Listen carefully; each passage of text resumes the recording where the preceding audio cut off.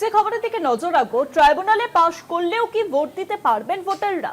কাজ এগিয়ে নিয়ে যাবেন বিচারকরা। এসআইআর মামলায় সুপ্রিম কোর্ট এমনটাই পর্যবেক্ষণ সুপ্রিম কোর্টের এসআইআর এর কাজে নিযুক্ত বিচারকদের প্রশংসা প্রধান বিচারপতি। বিচারকদের নিরাপত্তা সুনিশ্চিত করতে নির্দেশ। 16 লক্ষ আবেদন জমা পড়েছে, তাদের ভোটদানে অনুমতি দিন। আবেদন রাজ্যের প্রশ্নই ওঠে না, পাল্টা জবাব প্রধান বিচারপতি।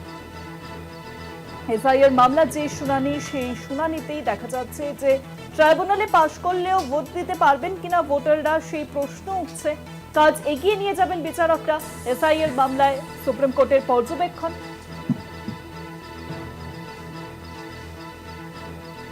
এসআইআর এর কাজে নিযুক্ত বিচারকদের প্রশংসা প্রধান বিচারপতি। বিচারকদের নিরাপত্তা সুনিশ্চিত করতে নির্দেশ।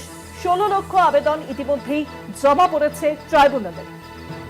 ইতিমধ্যেই যে রিপোর্ট সামনে এসেছে, সেখানে প্রায় 91 লক্ষ ভোটারের নাম কিন্তু বাদ পড়েছে এবং তারা নতুন করে ট্রাইব্যুনালে আবেদন জানাতে পারবেন। তারপরে আমরা দেখেছিলাম যে জেলায় জেলায় একেবারে ট্রাইব্যুনালে বিরাট লাইন পড়ছে। 16 লক্ষ আবেদন ইতিমধ্যেই জমা পড়েছে ট্রাইব্যুনালে। কাজ এগিয়ে নিয়ে যাবেন বিচারকরা। এসআইআর মামলায় পর্যবেক্ষণ সুপ্রিম কোর্টের। এসআইআর মামলায় আর ঠিক কি বলা হয়েছে সুপ্রিম কোর্টের তরফে আরো জানাবেন এই বিষয়ে ফোন লাইনের সঙ্গে রয়েছেন প্রতিনিধি পীযূষ কান্তি নাগ। পীযূষ দা, মামলাকারীদের পক্ষ থেকে অর্থাৎ কল্যাণ বন্দ্যোপাধ্যায়ের দাবি ছিল যে ট্রাইব্যুনালের যে এপ্রিলের মধ্যে প্রথম দফায় যে ভোট রয়েছে, সেই ভোট অনুযায়ী তাদেরকে নিষ্পত্তি করার নির্দেশ দিক সুপ্রিম কোর্ট এবং তারপরে প্রথম দফা ভোটে ট্রাইব্যুনালে যে সমস্ত আপিল রাজ্য হবে, সেই আপিলগুলোকে সম্পূর্ণভাবে ভোটার তালিকায় সংযুক্ত করা হোক 23 এপ্রিলের আগে। এই মোতাবেক কলকাতার সুপ্রিম কোর্ট এই নির্দেশ ট্রাইব্যুনালের উপর জারি করুন। এর ক্ষেত্রে প্রধান বিচারপতি পরিষ্কারভাবে জানিয়েছেন যে এমন একটা জানিয়েছেন যে এটা কখনোই সম্ভব নয়।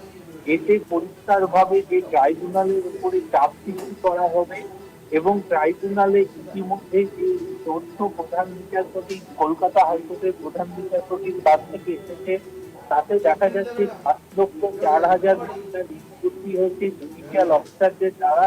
কিছু পারিবারিক সমস্যার কারণে 2,000 মামলা বিচারাধীন রয়েছে। আপিল ট্রাইব্যুনাল ইতিমধ্যে কাজ শুরু করেছে। পশ্চিমবঙ্গের যে নির্বাচনের ক্ষেত্রে পরিষ্কার বলা হয়েছে, প্রধান বিচারপতি বলেছেন আপিল ট্রাইব্যুনাল এসপি তৈরি করে 13 এপ্রিল থেকে কাজ শুরু করেছেন। তাদের সামনে থাকা এই বিশাল কাজের জন্য প্রধান বিচারপতি প্রশংসা জানিয়েছেন। তবুও তারা পরিষ্কারভাবে জানিয়েছেন যে যদি কোনো আবেদনকারী সমস্যা হয়, তারা সরাসরি ট্রাইব্যুনালকে গিয়ে জানাতে পারবেন।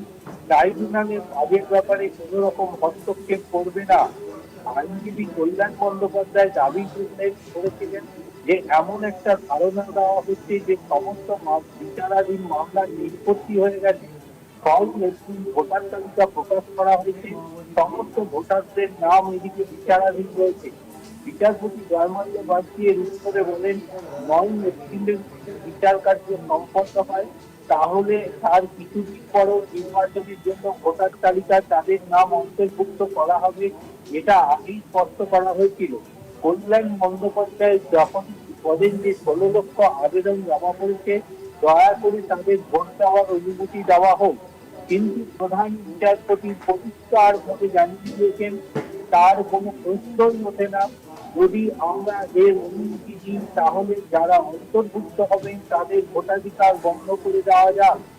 বিচারপতি দাবি পরিষ্কার জানিয়েছেন যে কলকাতা হাইকোর্টের প্রধান বিচারপতি রিপোর্ট অনুযায়ী 34 লক্ষ আবেদন জমা পড়েছে। তাই প্রধান বিচারপতি পরিষ্কার বলে দিয়েছেন আমরা এমন পরিস্থিতি তৈরি করতে পারি না যেখানে আপিল ট্রাইব্যুনালের বিচারপতিদের উপর বোঝা চাপবে। কল্যাণ বন্দ্যোপাধ্যায় তার উত্তরে বলেন যে বাংলার মানুষ প্রতিটি আদালত এবং মাননীয় বিচারপতিদের দিকে তাকিয়ে রয়েছেন, যাদের ইতিমধ্যে নাম বাদ গেছে। কিন্তু আজকের শুনানি থেকে এটা পরিষ্কার যে প্রধান বিচারপতি কিন্তু পরিষ্কার জানিয়ে দিয়েছেন যে যাদের নাম আপিল ট্রাইব্যুনালে রয়েছে, বিচারাধীন রয়েছে, তাদেরকে ভোটাধিকার দেওয়ার ক্ষেত্রে পরিষ্কারভাবে জানিয়েছেন যে তাদের কোনো পরিস্থিতিতেই আপিল ট্রাইব্যুনালের বিচারপতিদের উপর যেমন বোঝা চাপানো যাবে না, তেমনি তাদের নাম যাদের বিচারাধীন রয়েছে তাদের নাম অন্তর্ভুক্তি করার কোনো প্রশ্নই ওঠে না।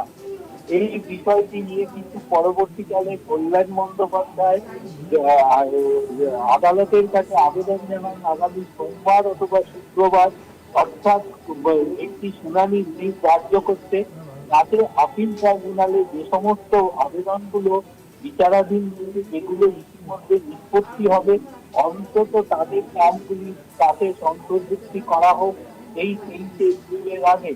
কিন্তু বিচারপতিরা নির্দিষ্ট কোনো শুনানির দিন দেননি, ধার্য করেননি। বিচারপতিরা শুনানি শেষ করেছেন। তবে এখন দেখার পরবর্তীকালে সুপ্রিম কোর্টের নির্দিষ্ট তালিকা অনুযায়ী আগামী সোমবার বা শুক্রবারে কোনো মামলার জন্য নথিভুক্ত করা হয় কিনা। যদি মামলার নথিভুক্ত হয়, শুনানির জন্য দিন ধার্য করে সুপ্রিম কোর্ট, তাহলে সেক্ষেত্রে ট্রাইব্যুনাল ওই দিন পর্যন্ত কত মামলা নিষ্পত্তি হয়েছে এবং কত আবেদন ভোটার তালিকায় গ্রাহ্য হয়েছে সেইগুলি নিয়ে ফের আবেদনকারীরা আবেদন জানাবেন সুপ্রিম কোর্টের কাছে, অন্তত তাদের নাম যেন ভোটার তালিকায় সংযুক্ত করার নির্দেশ দিন নির্বাচন কমিশনকে। এখন সম্পূর্ণ বিষয়টি কিন্তু সুপ্রিম কোর্টের ওপর নির্ভর করছে। সুপ্রিম কোর্টের প্রধান বিচারপতি এই মামলাটি যদি আগামী 20 তারিখের মধ্যে অন্তর্ভুক্তি করেন, শুনানির জন্য তালিকাভুক্ত করেন, তবে সেক্ষেত্রে একটি সুযোগ থাকবে। নতুবা আজকের প্রধান বিচারপতির মন্তব্য অনুযায়ী যে সমস্ত ট্রাইব্যুনালের বিচারাধীন আবেদন রয়েছে ভোটার তালিকায়, তাদের কোনোভাবেই তার ভোটার তালিকায় সংযুক্ত হওয়ার আশা থাকছে না। যদিও প্রধান বিচারপতি লিখিতভাবে নয়, মৌখিকভাবে এই মন্তব্য করেছেন। অনেক ধন্যবাদ পীযুষ দা, ফোন লাইনের সঙ্গে ছিলেন প্রতিনিধি পীযুষ কান্তি নাগ।